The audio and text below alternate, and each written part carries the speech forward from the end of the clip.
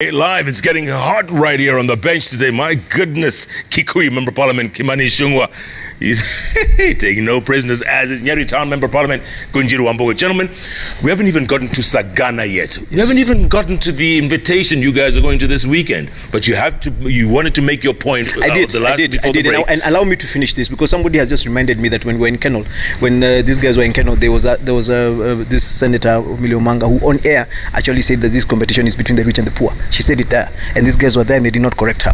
I have heard the Deputy President in various fora talk about these families who think that the ones who own this country, who think that the only ones who can produce leaders. I have heard Ichung'wah right here explain to us what a dynasty is. That a dynasty is a family that rules, and you just asked him if your daughter decides to become a member of parliament, the people who will be seeing that will be saying she's running for member of parliament because her father was a member of parliament. Does that make her a dynasty? And this is the danger of this narrative. Despite the fact that he's trying to argue that the dynasty narrative is specific to families, we are in a second or third generation of leadership in this country, because independence was in 1963. We had the first generation of leaders, we had the second generation of leaders that are now fading out, and we are now getting to where the third generation of leaders. By the time we are getting to 200 years, for example, like America is, we are going to have many families who will have produced multiple members of family. Why? I do not believe, I heard him arguing that if his daughter wants to become member of parliament because his father was, she would be doing the wrong thing. You see, the reason I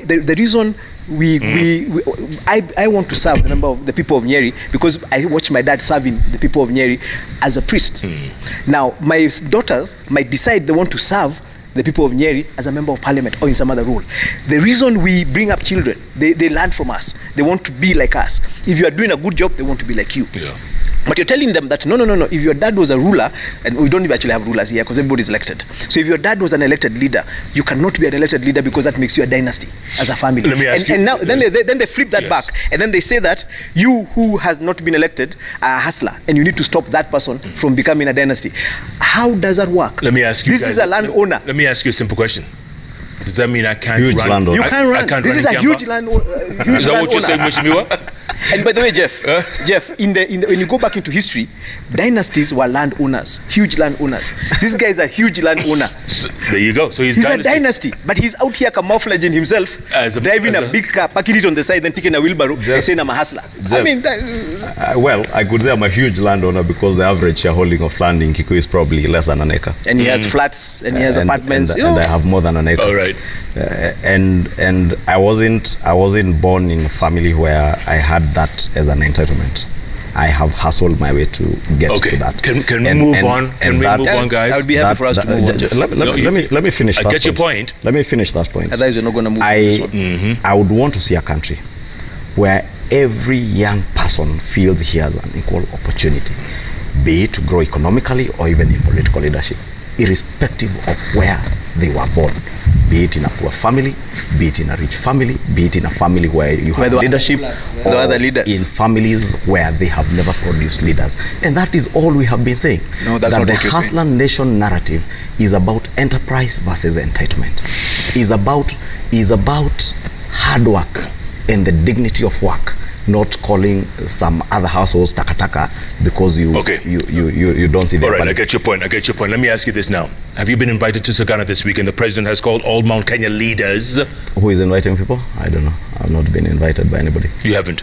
I have not been invited, Jeff, I can tell you that. I've just seen it in the news that there's a meeting. I think Ngunjiri was telling us here actually with you that there are invites, and he actually said I may not know. He actually said they are not invited to Karen. I don't know. Mheshimiwa, are you invited? Yes. Are you invited? First and foremost, I am looking forward to going to Sagana on Saturday. We are informed that the president is going to be hosting leaders from the region to discuss about BBI. I would assume that because Ichung'wah has already taken a position that he doesn't support BBI despite having read it. I don't think he'd be of value in Sagana, in my opinion, because we are going to actually have a conversation about how to explain BBI to Mount Kenya people. Ichung'wah belongs to a team that goes to Karen, and us guys never go to Karen. I mean, they go to Karen, they never invite us to Karen, which is also actually another property owned by the state, because it's the deputy president's residence. As we are going to the president's residence in Sagana, So they're different opposing teams.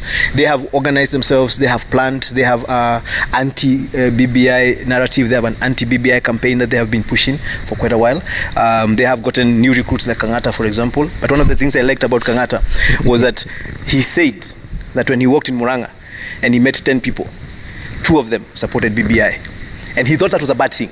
Actually, thought that was a really, really good thing. Why? We haven't sold BBI in Mount Kenya. We haven't even distributed copies of the amendment in Mount Kenya. We've been waiting for the signatures to be authenticated, which happened this week. So now is when we are going to discuss how to actually go into the region and talk to people about BBI. But Kangata is confirming to us that even before we start, 20% of the region is behind us. That's a very good thing. So on Saturday, part of what we're going to be doing is having a conversation as leaders from the region who actually support the proposed amendment and talking about how are we going to go and deal with the propaganda and the lies these guys have been spreading about BBI in the ground, because they have been campaigning against BBI for 2 years, by the way. They started campaigning against BBI even before we knew what BBI was going to be like. So now they have had 2 years of an opportunity to just sell lies, give propaganda. We have to sit down as leaders, as responsible people who represent people who need to hear about this particular bill.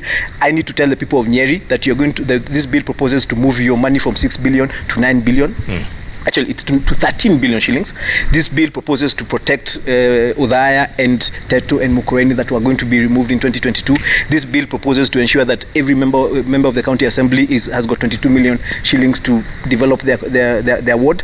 And I need to ask them, when you hear somebody telling you not to pass this particular bill, not to support this bill, he needs to tell you what their proposals are to compare with this one. Before I go to him, isn't it a fear that Kieleweke, you're completely isolating all Tanga MPs? Actually, or no. Supposed MPs, you're isolating them completely? No, we are not isolating them. They isolated themselves, they isolated us. Ichung'wah has never invited me to Karen. And he goes to Karen all the time. Would you go if he invited you? I mean, if he did, at least he needs to give me the opportunity to refuse. He's never even given me the opportunity to refuse. Can you invite me, then we see. But then also, and this is the point. I was asking you the monologue. Go ahead. Have your monologue. Since we can have yours. No, I have no problem with having discussion, so long as it's not on the merits of BBI, because I honestly, and I've said it publicly, I have no time for BBI. Why? When I listen to Kenyans, when I listen to the people I represent, they have far much more pressing priorities than BBI. When I listen to governors speaking about threatening to go to court to get the 17% that we appropriated to them in this financial year, that they are yet to get over 100 billion shillings so far and disbursed to county governments, then I have got to ask myself as an economist, we are talking about 15%, we are not able to afford it. We are promising 35% and all these other sweeties. Anyway, away from BBI, my concern, Jeff, is what Ngunjiri says, that if I invited him, first, I am not the current occupant of Karen, the Deputy President's office, official residence, and maybe if he invited you, I don't know whether he would go. Please, if the President invited me the right to say no. If the President invited me, I have honored all invitations by the President, even some that he has said certain unpalatable things, but I have. Would you go to Sagana if he invited you? If he invited me, and he offered me the opportunity to tell him the truth as it is, in my view. So you'd go on condition. The only problem is that the last 2 Sagana meetings we've had, they've been a monologue, a chorus of praise singers and arranged people who are rejected in the last elections are the ones who are given opportunity to speak. We were not given opportunity to speak. They were the organizers of the last Sagana meeting. We didn't even have seats. We sat outside. But far from that, my main concern today, Jeff, BBI is not about Mount Kenya. BBI ought to be about Kenya. It is. President Uhuru Kenyatta was not elected as president of the Mount Kenya region. He was elected as president of the Republic of Kenya. I have had some discomfort to even listen to my president speak on vernacular, broadcast in vernacular to the nation when he is a sitting president of the Republic of Kenya. I never heard it from, let's forgive Jomo Kenyatta and Moi, because there was probably only KBC broadcasting in vernacular, but Mwai Kibaki had the opportunity to address the nation in vernacular, not broadcast, even in public forums. I never ever heard Mwai Kibaki, a true nationalist, utter a word in vernacular. In fact, I remember when the first time Mwai Kibaki either got a delegation or visited Nyeri and people asked him for money, he told them pesa niko mingi, ukitaka pesa iko kwa benki na serikali itaweka mikakati kuhakikisha pesa ziko. And for sure, certainly, Mwai Kibaki ensured that banks were knocking on our doors. They were putting tents to hawk loans outside our offices here and outside our homes. Today, those banks are auctioning our people. If I had the opportunity today to sit before His Excellency the President, I would beg him, Your Excellency, as you promised yesterday that you will roar like a lion in these 17 months, please roar like a lion in Zion. Take back the economy where Mwai Kibaki left this economy. Because those are the issues that I feel affect and afflict the people of Kenya.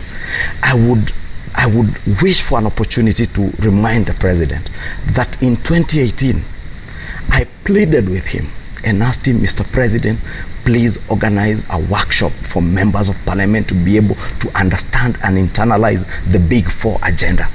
Because I could sense as chair of the Budget and Appropriations Committee that was likely resistance, especially of the housing agenda, an agenda that would have created millions of jobs to young hustler Kenyans.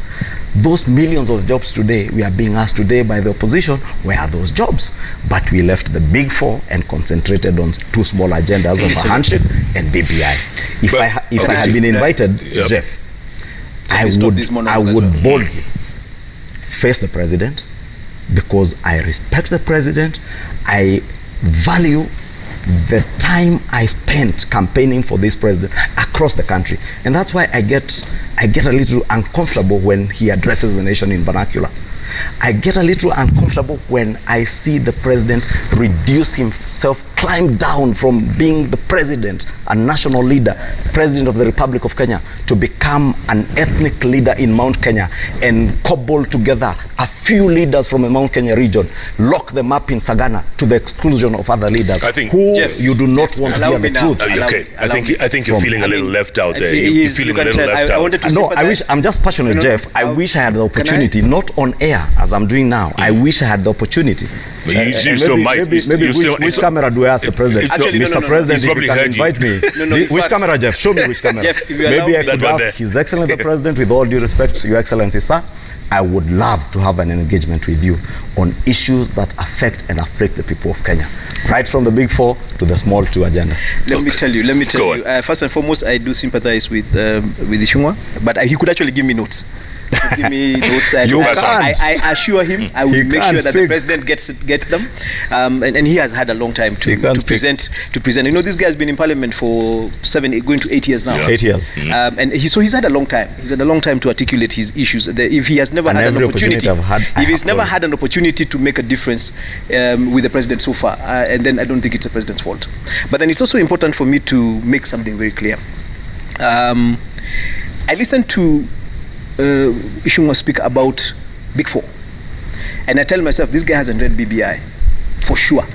He hasn't read BBI, because BBI I have read, he hasn't.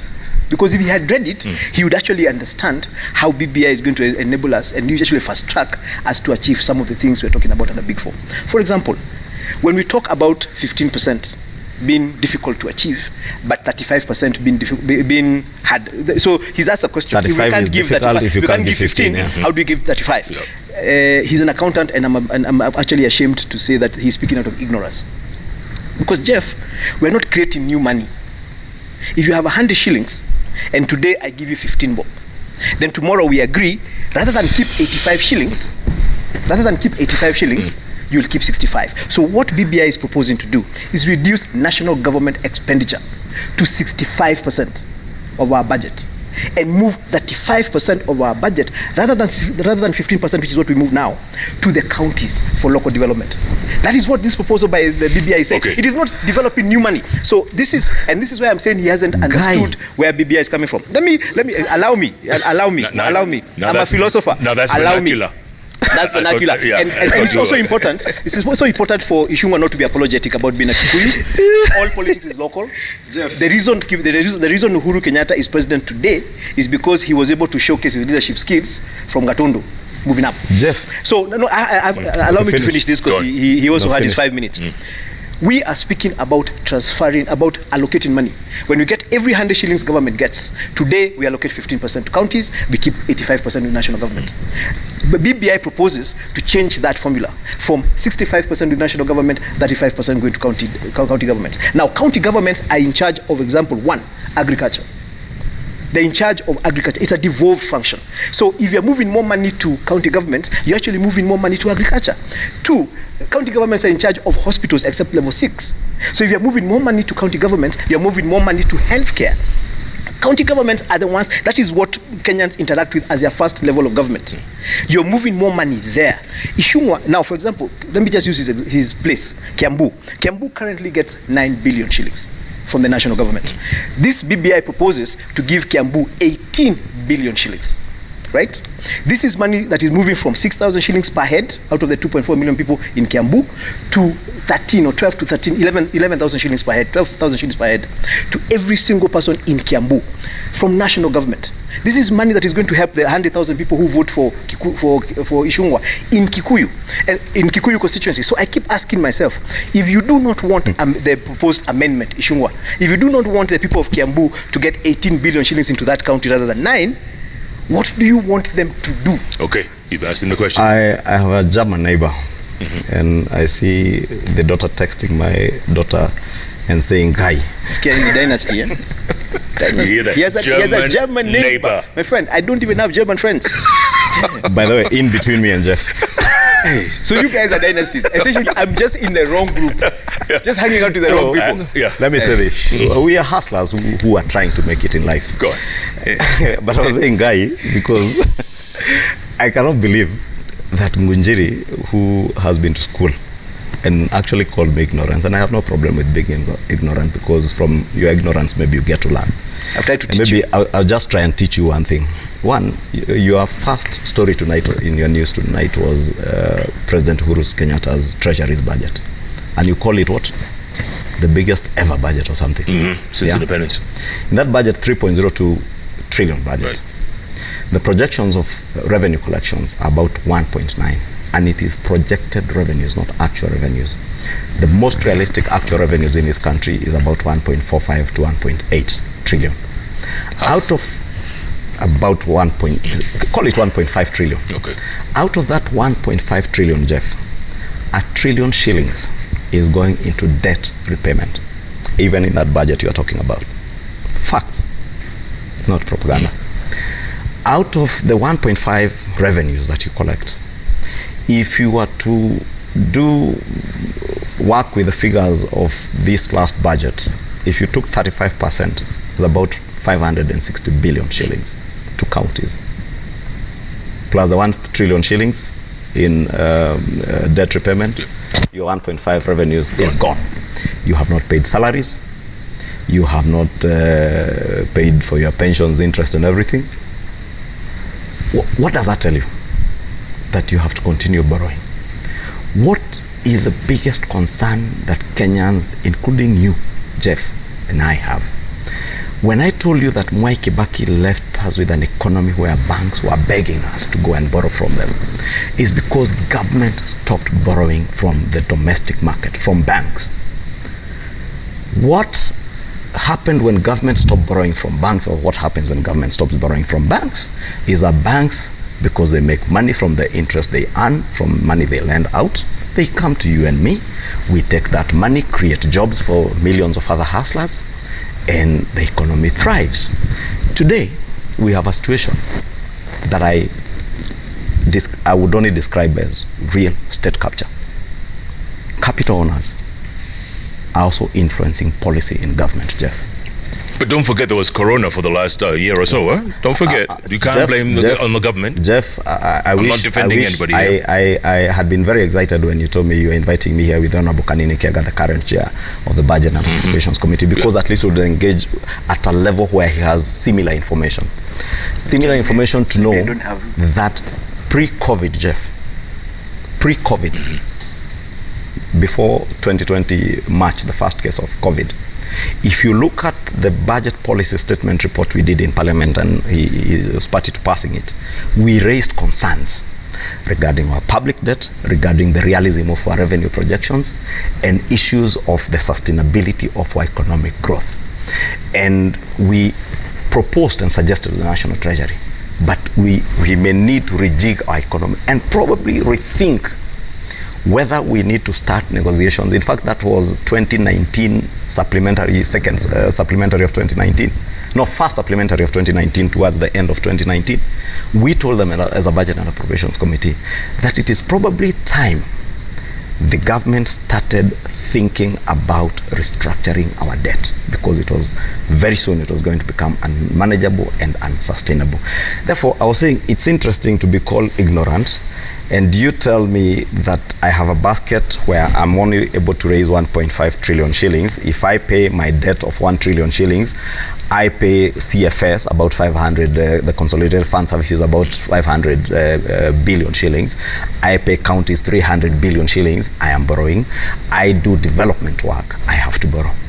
If you honestly tell me that we don't need a conversation around that, I think we're just being, I don't know whether we're being ignorant. Today, Jeff, we have just been told by World Bank, we are back to the IMF World Bank begging mode, where we had gotten out of. We are there, World Bank and G20 countries are giving us a relief of about 39 billion shillings in repayment between now and June. That money, if we get the other G20 countries to also give us the same package, we'll probably end up saving probably about 70 to 80 billion shillings. That money, Jeff, has already been spent. It is not a saving we're going to be making. And he will see it once we reopen Parliament, because I am privy to some of the letters that have come to Parliament of money that has already been spent outside the budget.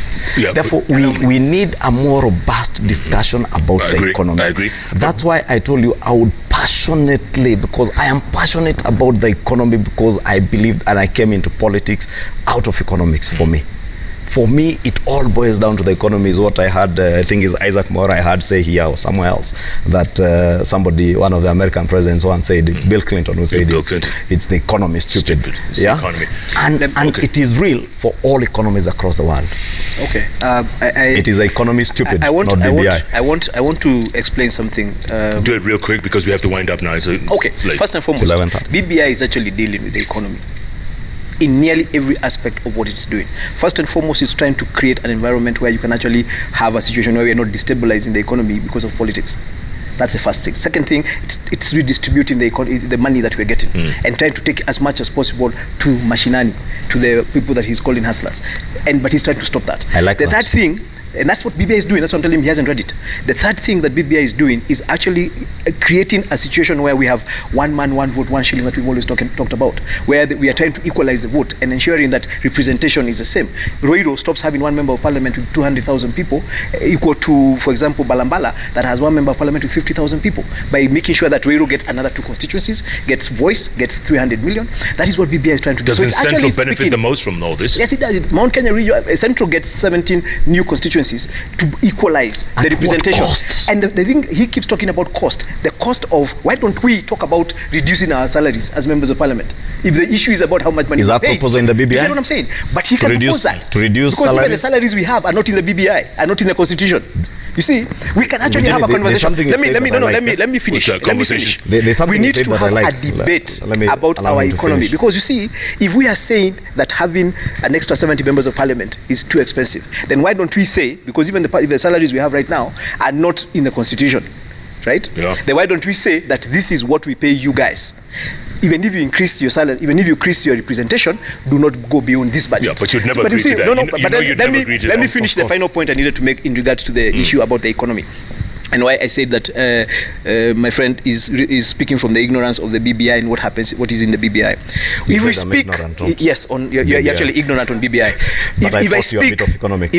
And that economics is in that document.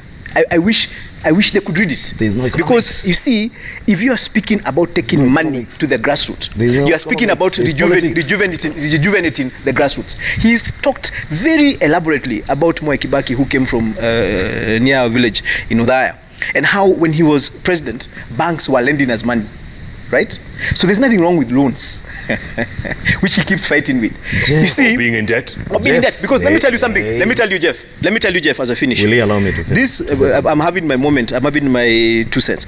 He is a very wealthy young man, right?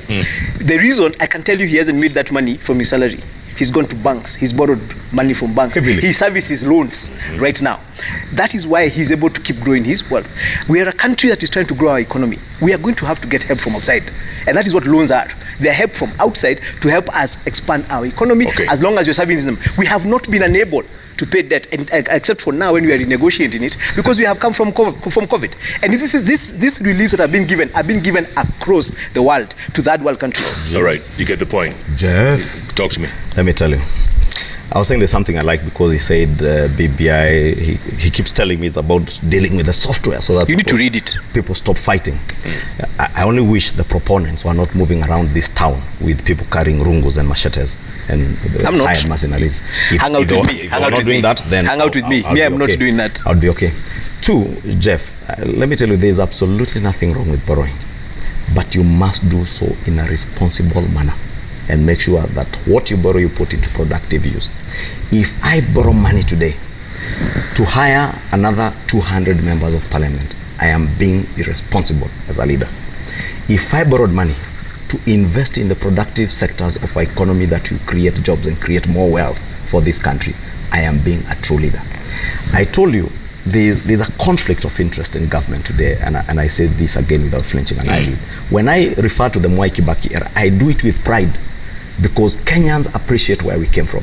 I was in business, that's why how I became a landowner with more than an acre of land in Kikuyu during the Mwai Kibaki time, because I could hustle and I grew from a very small business person to a place where I could actually employ other people.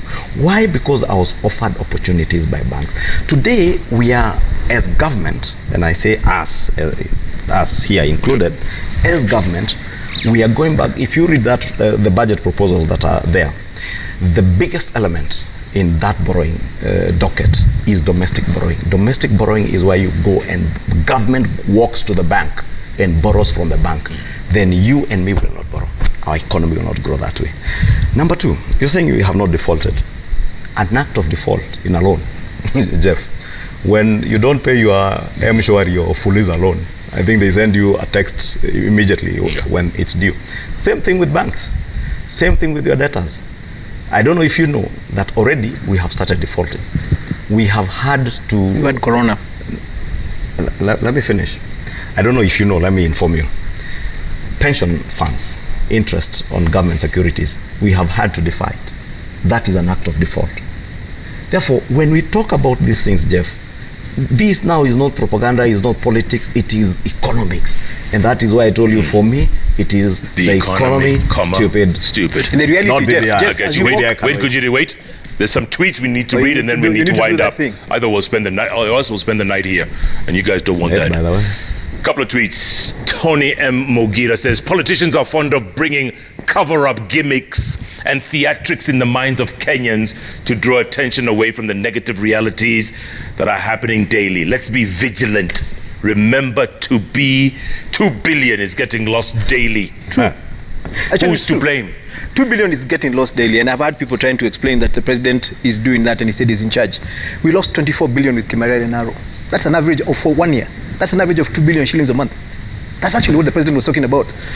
2 billion shillings got lost in Aro and Kimaria. We lost. Right? But then there's something I wanted to make. Jeff, this gentleman has been chairman of budget for 7 years. Yeah. Yes, he was. No. Let me tell you. For what, 5 years? No. Chairman of budget. Confusion. Until 2019. Until 2019. Only for 2 years, 7 months. Then so for those 2 years, 7 months, because the argument that is there the truth is to power. They fired Jeff, me. This guy's argument is that the second term of the president is where we are doing badly economically. That's when this guy was in charge of budget in parliament. If we're in a hole, he put us there. Jeff, yeah, I can tell you. Go on. As I said, I was only chairman for 2 years and about 7 months. For the 2 years, you said we made a mistake. 3 years, if I hadn't been fired for telling them the truth as it is. If we had continued with the trajectory we had started off in the first term, if we had focused on the Big Four agenda, Jeff, focused on UHC, focused on housing, building 500,000 houses, Jeff, the jobs that would have created, how it would have spurred economic growth, Jeff, we would not be in the hole we are in today. We left that for some small two agendas called handshake, BBI. Okay. Francis Mutegi says, very unfortunate, very unfortunate. Just listen to everyone and eventually make your choice. Heckling and violence is itself defeating. You gain nothing. Wananchi, tuchanuke. Agreed. Sure. Okay, let's face it. Closing thoughts from both of you. We're split down the middle, you know that. You can tell. It's very sad. We are split down. We can't even agree on anything anymore. No, we'll fix it. Is it fixable? That's my question. We'll fix it. Mheshimiwa, you go first. Split as a country? As this country, yes, right down the middle. It's as a country, as a region. Against you, it's this against that. Yeah. We're split. And that tells you, Jeff, what I've always said, that BBI is not the solution. If BBI was uniting this country, it would not be splitting us right down the middle. If you ask me today, I will tell you again, it's the economy, stupid. Let us focus on what will bring us together. If you, me, and everybody else out there is okay, you have a shilling in your pocket, Jeff, we have no reason to fight. If you think I have money and you do not have, you will come for my money. That's the bottom line. First and foremost, let's agree. And also, if you think I have money because I'm in leadership. There's nothing wrong with being split. It's a reason why you're split. America just came out of an election where they were split right in the middle. From the time we started multi-party elections, we've gone into elections and we've come out nearly half on one side. It is important to have competing thoughts. We can't all fit in the same boat. That's why I have no problem with the fact that Ichung'wah doesn't support BBI and I support BBI, because we're able to interrogate it and Kenyans are able to hear and choose a side. So there's nothing wrong with not being able to agree. I think the problem becomes when we are splitting and then splitting violently. And I want to speak because I heard him saying that the president should not be speaking to us in Kikuyu. The president needs to speak to us in whatever language we're going to understand. Whatever language you're going to understand. Because ultimately, he is going to meet leaders from Mount Kenya. He's going to meet leaders from the coast. He's going to meet leaders from Nyanza. How will understand I have heard, what he's saying? He's going to meet them. Because we are a country that organizes ourselves like that. And he's going to meet every group and talk to them. I have listened to William Ruto speak to Kalenjins in Kalenjin, in a public forum. Wow. I have clips. We have clips where he's spoken to Kalenjins in Kalenjin. And you see, Jeff. No. I'm talking about things I have seen. Me of using this. Will you allow me? Will you allow me to finish? Because I have clips. I have clips. He's a deputy president. Spoken about the deputy president. And you are his defender. Clips. They are there. I'll show you. When the same way you William said, even Ruto me. Has been deputy president, he has spoken in Kalenjin. Avoided now speaking in Kalenjin. Avoided. Number two, I do not remember a time William Ruto has gathered people in Sugoi. It's not this person versus that person. So what I was going to say is this: we need to stop being apologetic about being able to sit down and talk about our interests. I have just explained to you that right now we have a situation where the Kalenjin community is saying you cannot have two bulls in the same crowd. Isaac Ruto has joined back William Ruto. Gideon Moi is being told to stop running for president so that William Ruto can run. This is a conversation happening within the Kalenjin community. But when we, as the Kikuyu community, for example, the Mount Kenya region, sit down and say, before you come and tell us you want to be our president, come and tell us what you're going to do for us. We have been told we have been tribal. This conversation, conversation must continue. And let me tell you something, Jeff. I really want to see the day I see Ichung'wah giving a young person in Nandi a wheelbarrow, because I haven't seen him yet. He can't tell me the only hustlers we have in the country are in Mount Kenya. Jeff, really? I wish we were doing that, me, Ngunjiri, and other Mount Kenya leaders, without His Excellency the President of the Republic of Kenya. Because doing what? Conversing in vernacular. No, but he's one of us. Let me finish. And discussing about those who are about our region. What they would offer our region. He's retiring. Let me finish, Ngunjiri. As regional leaders. At our level, okay. All right, at gentlemen. the level of a president who is elected by millions of Kenyans from across the board, speaking to them in vernacular, to me, doesn't go well. Okay. Maybe Moi Kibaki would have told you, or Daniel Moi, why they never did. But you right here on the bench just said Guy Mwadani. Yes. We'll leave it at that. And I told you our German neighbors text Guy. Right. And his principal always hosting delegations is Sugoi. We're going to have to keep this debate going. Let me tell you something about something I told him about BBI. You know, we're winding up. And I told him, tell him afterwards. We do BBI, Tell him afterwards. Create a kingdom, name Kimani Ichung'wah as the king. All right, gentlemen. I'll still oppose it. I guess we'll have to keep this conversation going. But Kunjiri, you made a good good point. America's 244 years old. Yes. They just went through hell the last few weeks. They have institutions.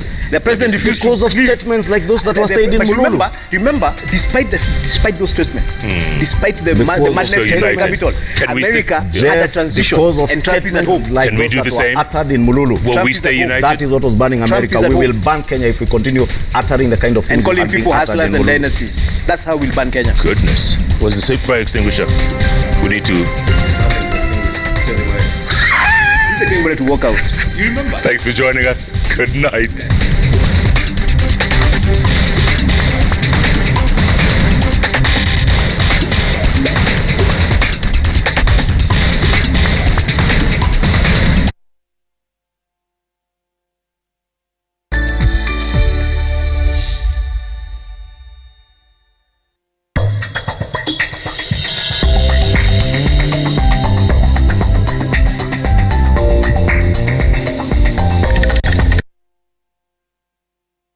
Push it, single boss. 5, 4. Let's pump some excitement into our afternoons 1, 2. push down. with exercises to keep us healthy and active at home. Come on, guys. 6, simple exercise of warm-up. Find some space and enjoy 30 minutes of workout. Let's go. 1, come on, kaza kabisa. All here Monday to Friday at 4:15 p.m. and Saturdays at 8 a.m.